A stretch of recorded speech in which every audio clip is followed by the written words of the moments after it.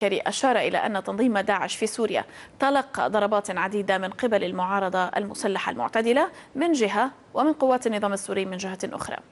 أما عراقيا فقال كيري إن العراق يحتاج إلى قيادة توحد البلاد وتكون قادرة على إعادة هيكلة الجيش العراقي ومساعدته ليستعيد قوته،